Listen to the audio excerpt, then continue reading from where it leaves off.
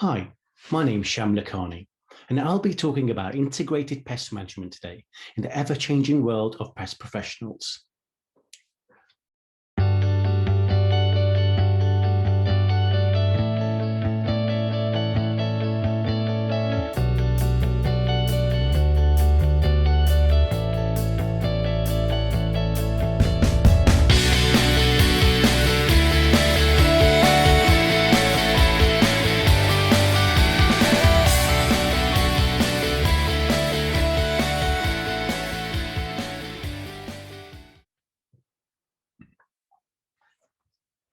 Integrated pest management.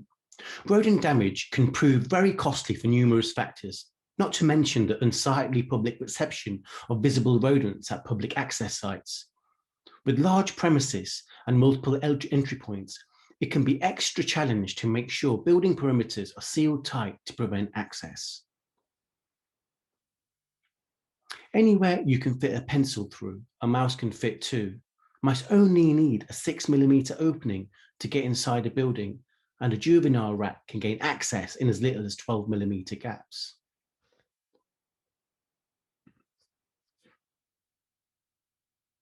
Integrated pest management. You may be asking, what is integrated pest management? How do I implement integrated pest management to my daily professional routine?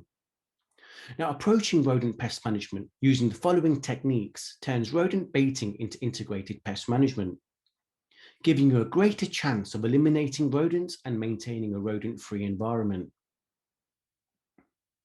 Inspections and identifications. It's vital that the account is thoroughly inspected to identify the rodent species, entry points, food sources, harbourage, pathway, and other critical information to ensure that the appropriate strategy is applied. Exclusion and sanitation. Work with the customer to install bristle strips on doors and seal other potential entry points to prevent rodent access. Give recommendations on sanitation and housekeeping to limit the availability of feeding opportunities for rodents. Baiting and trapping. These control tools are likely to be the key component of your eradication program. Utilizing high-quality baits such as solo and contract blocks in high-quality bait stations such as the Protector Eva Edge will give you a great chance of success. If trapping, utilize high-quality traps such as a Trapper T-Rex and Trapper Mini Rex for best results. And you may have also seen we have the new IQ range. So if you're interested in finding out further information, please contact one of your local representatives, or please feel free to chat to us on this platform. Monitoring and maintenance baiting. Once control has been achieved, continue to monitor using non-toxic Detex blocks or either contract blocks with bromidilone where the potential for reinfestation is high. Monitoring bait should be changed regularly to maintain freshness and palatability. Also bear in mind, you need to react to changes in the environment and surrounding areas. Add or move bait stations if rodent pressure or risk increases. Inspections and identifications. Now, these are key tools in my eyes. The first step is the inspection, and it's the most important step, I believe, as this will help you reduce any callbacks, and it will help you invest in your business, as this in turn improve profitability. Also, will give that customer a peace of mind that the job is being done. Inspections tools. Now, I think this is a very important aspect which we don't talk about enough, but I feel that every pest professional should have an inspection toolkit when they're going out to see a customer or potentially doing a job. Now, first things first is the flashlight. We all know rodents like to hide in dark areas or leave telltale signs. So having a flashlight to investigate them opportunities is key. Another good tool could be black light. So if you're using our Detex product, which has UV rays in there, you can go out there and have a look if there's been any activity and trace that activity of rodents. Paper towels and toilet paper. This could be good for areas where it may be dark or dirty, just to potentially clean the area. Eye protection. Also important, if you're going into cellars or areas where it may be dusty or debris, eye protection could be important, as well as maybe having a respirator. Gloves are important. You'll be dealing with dead rodents, feces, and rodenticides. So whenever you're touching any of these items, please make sure you're wearing gloves. A camera. A camera could be useful to highlight areas where the naked eye can't see, or to do some investigation work overnight. And the most important thing is communicate with your customer. Communication is key. Highlight from the customer what issues are they facing, what are the challenges, why have they called a pest professional, and then give them a realistic time frame to when the job may be completed and what activities and actions you're going to take. This will keep the customer at ease and inform them throughout the whole process which you'll be doing. Here are some examples of inspections, and I just wanted to highlight the tools and areas which we may find potential telltale signs. So as you can see, the pest professional here is using a torch to highlight and look into dark areas. We've also got some wires that have been chewed through. We've also got some holes. So these are areas where we potentially, as pest professionals, would investigate further. Rodenticide baits.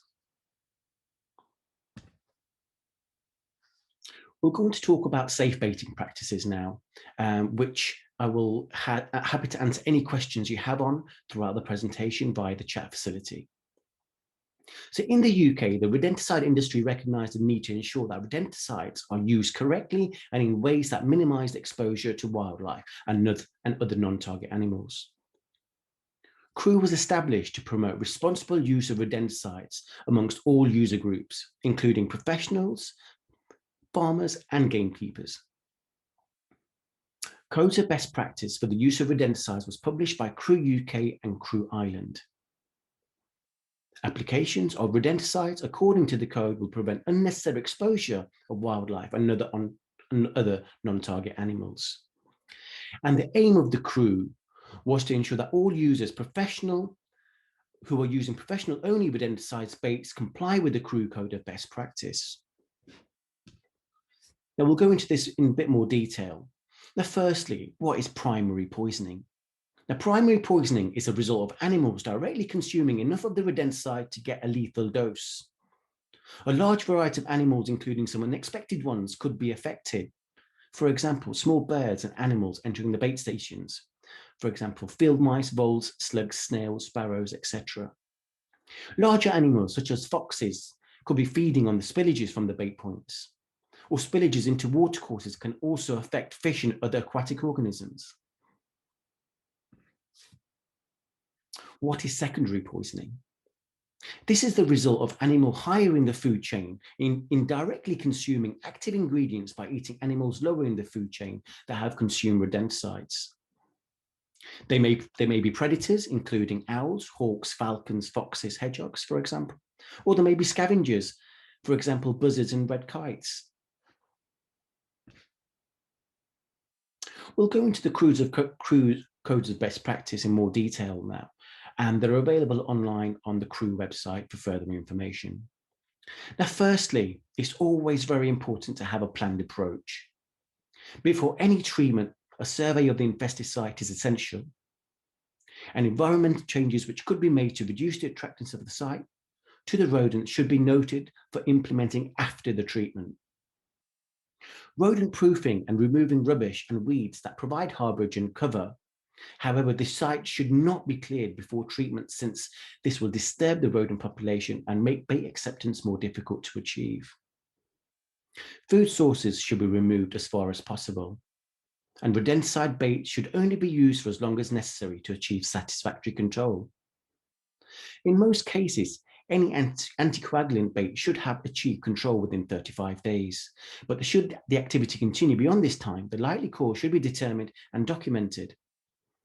If bait continues to be consumed without effect, a more potent anticoagulant should be considered. Environmental risk assessment.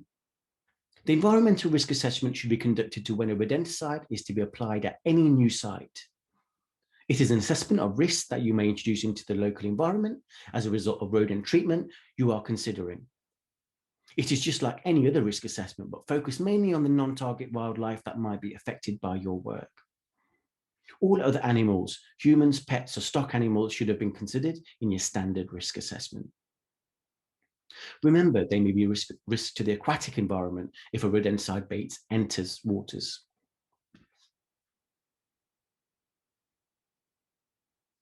Always record quantity of bait used and where it's placed.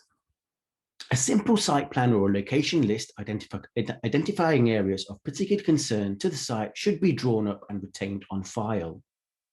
A record of all bait points and the amount of bait laid should be maintained during the treatment. Activity should be noted at each bait point, including any missing or disturbed baits at the treatment as the treatment progresses. By carefully recording the site of all bait points, responsible users of rodenticides are able to return to these sites at the end of the treatment and remove uneaten bait so that it does not become available to any wildlife. Always use enough baiting points. Users should follow the label instructions regarding the size and frequency of bait points and advice given regarding the frequency and number of visits to the site. By using enough bait points, a rodent control treatment will be conducted most efficiently and in the shortest possible time. This will restrict the duration of exposure of non-target animals to a minimum. Always collect and dispose of rodent bodies. The bodies of dead rodents may carry residues of rodenticides, and if eaten by predators or scavengers, may be a source of wildlife exposure to rodenticides. It is essential to carry out regular searches for rodent bodies, both during and after treatment periods. Bodies may be found for several days after rats have eaten the bait, and rats may die up to 100 meters or more away from the baited sites.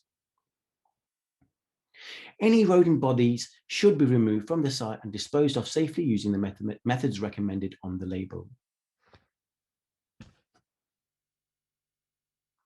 Never leave bait exposed to non-target animals and birds.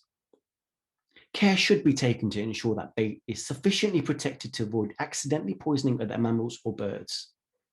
Where possible, bait stations should be fixed to the ground or other objects. Bait should be secured so that it cannot be dragged away from the bait station. Bait stations should provide access to the bait by rodents while reducing the risk of non-target access and interference by unauthorized persons. They should protect the bait from contamination by dust or rain. The design, construction, and placement should be such that the interference is minimized. Never fail to inspect bait regularly. Where the risk assessment or treatment records show that multiple visits are required, then those should be made as frequently as it is considered necessary. At each visit, bait should be replenished according to the product label and a thorough search made to ensure that bodies and any spilled baits are removed and disposed of safely.